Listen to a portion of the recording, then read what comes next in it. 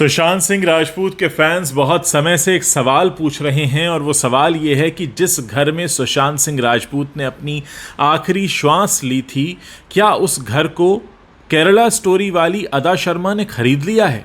अब इस सवाल का जवाब मिल गया है। मैं आपको इस सवाल का जवाब दे रहा हूं उस इंटरव्यू के हवाले से जो हाल ही में अदा शर्मा ने दिया है। इसमें अदा शर्मा ने साफ तौर पर खुलकर इस बात को बताया है कि आखिर उस घर के साथ क्या उनका सौदा हुआ था, क्या वो इस घर के बारे में बताना चाहती हैं। मैं आपको इस वीडियो में सामने रखने जा रहा हूं, लेकिन मैं आगे बढ़ूं उससे पहले एक छोटी सी रिक्वेस्ट है। अगर आपने अभी तक हमारे चैनल को सब्सक्राइब नहीं किया है तो आप इसे अभी तुरंत सब्सक्राइब कर सकते हैं, ताकि जब भी हम कोई जानकारी भरा वीडियो लेकर आएँ या ऐसी कोई जानकारी लेकर आएँ जिसे आप बहुत समय से ढूंढ रहे हों, तो आपको वो जानकारी तुरंत मिल सके। अब मैं आपको बताता हूँ, एक एक्चुअली इंटरव्यू दिया है अदा शर्मा ने, और वो इंटरव्यू मेरे सामने खुला हुआ है, जिसमें ये हिंदुस्तान टाइम्स को दिया गया इंटरव्यू है।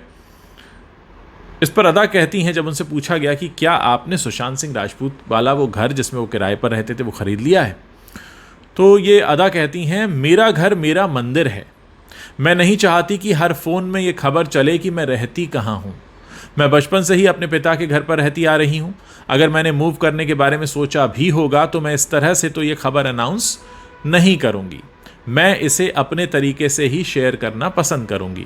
अदा ने आगे कहा कि ये सब चीज़ें मेरे लिए पर्सनल हैं, तो लोगों को जो अनुमान लगाना है वो लगाने दीजिए। मैं इस तरह की रिपोर्ट्स को कंफर्म करने में अपना समय लूँगी। यानी कंफर्म नहीं कर रही हैं। ये कहती हैं, फ़िलहाल तो मैं लोगों के दिलों में घर बसाने पर फोकस कर रही हूँ। इससे पहले अगस्त में उन्होंने इस खबर पर रिएक्शन देते हुए कहा था कि अगर कुछ ऐसा होता है तो वो मीडिया को सबसे पहले बताएंगी और मुँह मीठा भी कराएंगी। वहीं जब उनसे पूछा गया कि इस तरह की खबरें उन्हें प्रभावित करती हैं, तो अदा ने कहा, मैं अपने फैंस से जब शेयर करना चाहूँगी तब कर लूँगी। मैं किसी अफवाह की वजह से अनकंफर्टेबल फील नहीं करती। और ये सब तो एक एक्टर की लाइफ का हिस्सा है। मैं इसे इस तरह से नहीं लेती कि कोई मेरी प्राइवेसी में दखल दे रहा है। यकीनन वो फ़ैन हैं तो उन्हें जानने की उत्सुकता होगी ही। आप जानते ही हैं कि सुशांत सिंह राजपूत के निधन के बाद से ये फ्लैट खाली पड़ा हुआ है। मुंबई बेस्ड एक प्रॉपर्टी ब्रोकर हैं रफ़ीक मर्चेंट। उन्होंने कुछ महीनों पहले सुशांत के फ्लैट के कुछ वीडियोज़ और फोटोग्राफ्स शेयर किए थे। बीच में खबर ये भी आई थी कि उसको किसी ने किराए पर ले लिया है, लेकिन अभी तक स्थिति स्पष्ट नहीं है। और रफ़ीक मर्चेंट ने बार बार ये कहा कि जब भी कोई इस फ्लैट को लेने आता है तो इस फ्लैट की जो हिस्ट्री है उसकी वजह से सौदा नहीं हो पाता है।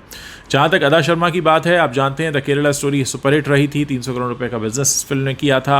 और अब ये जो अदा शर्मा हैं वो बस्तर नाम की फ़िल्म की शूटिंग कर रही हैं। ये अगले साल रिलीज़ होगी। लेकिन सबसे बड़ी बात यह है कि अगर इन्होंने वो घर ख़रीद लिया होता तो डेफिनेटली ये अनाउंस कर देती, लेकिन क्योंकि अनाउंस नहीं कर रही हैं, इस वजह से मुझे लगता है कि इन्होंने ये डील नहीं की है। हो सकता है देखने गई हो, बातचीत चली हो और फिर कीमत सुनकर या घर वालों की किसी सलाह पर या किसी जानने वाले की सलाह पर वो डील ना हो पाई हो। क्योंकि जिस तरह से इंटरव्यू में इन्होंने बोला है उस तरह से लग रहा है कि इन्होंने डील की नहीं है, वरना ये बोल चुकी होती। और ये इस अफवाह को एक अफवाह ही रहने देना चाहती हैं कि इन्होंने घर खरीद लिया है। इनकी बातों से ऐसा लग रहा है कि इन्होंने वो घर नहीं खरीदा है। आप इस बारे में अपनी क्या राय रखते हैं, इस वीडियो के नीचे कमेंट करके बता सकते हैं।